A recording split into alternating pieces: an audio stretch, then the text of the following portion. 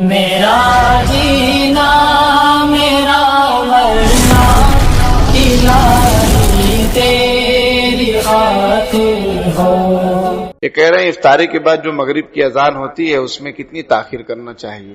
تو اس کا جواب یہ ہے کہ دیکھیے جماعت کی بڑی اہمیت ہے. حدیث شریف میں یہ ہے کہ مغرب کی نماز میں میری امت جب تک جلدی کرتی رہے گی تب تک خیر پر رہے گی. لیکن اب افطاری ہے، جان ہے تو جہان ہے. سمجھ میں آئی بات؟ یہ بھی مسئلہ ہے شریعت کا کہ بہت بھوک لگی ہو تو نماز مت پڑھو، پہلے کھانا کھا لو بعد میں نماز پڑھو. کیونکہ وہ بھوک لگی ہے تو دھنا دھن پڑھو گے، پھر آ کے دسترخوان پہ ٹوٹو گے. اس سے اچھا پیٹ بھر لو اور آرام سے سکون سے آ کے نماز پڑھو. یہ بھی شریعت کا مسئلہ ہے.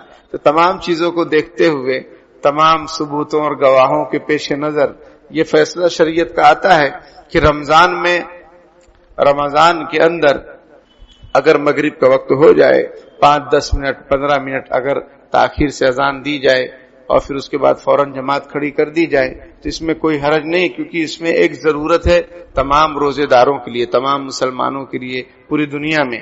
سمجھ میں آئی بات؟ پوری دنیا میں یہ ضرورت کی چیز ہے، اس لیے تاخیر کرنے کی گنجائش ہے.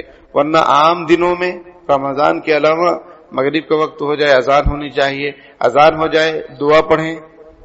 ہمارے یہاں دعا پڑھنے کا رواج نہیں ہے. جیسے ہی اذان ہوتی ہے ختم ہوتی ہے فوراً کھڑے ہو جاتے ہیں، لوگ کھڑے ہو جاتے ہیں. ارے بھائی دعا تو پڑھو. دعا پڑھنا سنت ہے اور اس دعا کی بہت فضیلت ہے. آپ صلی اللہ علیہ وسلم نے فرمایا کہ جو اذان کے بعد مجھ پر درود شریف پڑھے اور اللہم رب ہذه الدعوۃ التامہ جو دعا ہے وہ پڑھے، میری شفاعت اس کے لیے واجب ہے. یعنی اس میں ایک خوشخبری ہے کہ جو آدمی دعا پڑھے گا آپ صلی اللہ علیہ وسلم کی شفاعت اس کو ملے گی. اور خوشخبری اس بات کی ہے کہ آدمی کا خاتمہ ایمان پر ہوگا، تبھی تو آپ صلی اللہ علیہ وسلم اس کی سفارش فرمائیں گے. کتنی فضیلت کی چیز ہے. اور ہم لوگ جو ایک دم کھڑے ہو جاتے ہیں.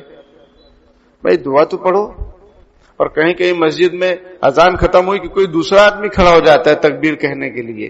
یاد رکھیے مسئلہ کہ مؤذن صاحب کی اجازت کے بغیر کسی کا تکبیر کہنا اور مؤذن صاحب کو برا لگے یہ مکروہ ہے، ان کا حق ہے. ہاں وہ آپ کو پرمیشن دیں کہ میں نہیں ہوں یا میں ادھر ادھر ہوں، میں پانی کی ٹنکی چالو کر رہا ہوں، آپ اذان دے دیں تو آپ اذان دے دیں یا تکبیر دے دیں تو جائز ہے، کوئی حرج کی بات نہیں. لیکن ایسے ہی زبردستی تو یہ سب پسندیدہ نہیں ہے. بھائی دعا پڑھنا چاہیے، درود شریف پہلے پڑھنا چاہیے پھر دعا پڑھنا چاہیے. ہمارے بہت سارے لوگ ہیں ان کو دعا یاد ہی نہیں ہے، کیونکہ بچپن میں جو مکتب ہے وہ مضبوط نہیں ہے، ابھی بھی نہیں ہے. الا ماشاء اللہ ابھی بھی مکاتب مضبوط نہیں ہیں، جس کی وجہ سے ہمارے بچوں کو دعائیں وغیرہ کچھ پتا ہوتا ہے ہی نہیں، کچھ پتا نہیں ہے.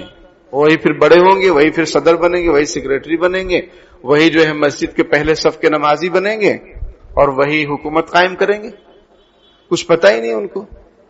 تو اس لیے مکاتب بہت مضبوط ہونے چاہیے، جگہ جگہ قائم ہونے چاہیے، اس کا باقاعدہ بہترین نصاب ہو، علماء کرام کی نگرانی میں ہو. پھر دیکھو ہمارے پاس جو مدرسہ چلتا ہے اس میں جب تعلیم الاسلام میں اذان کا بیان آتا ہے، اذان کے بعد کی دعا ہم زبانی یاد کرواتے ہیں، زبانی سنتے ہیں. تو اس کا اہتمام کرنا چاہیے.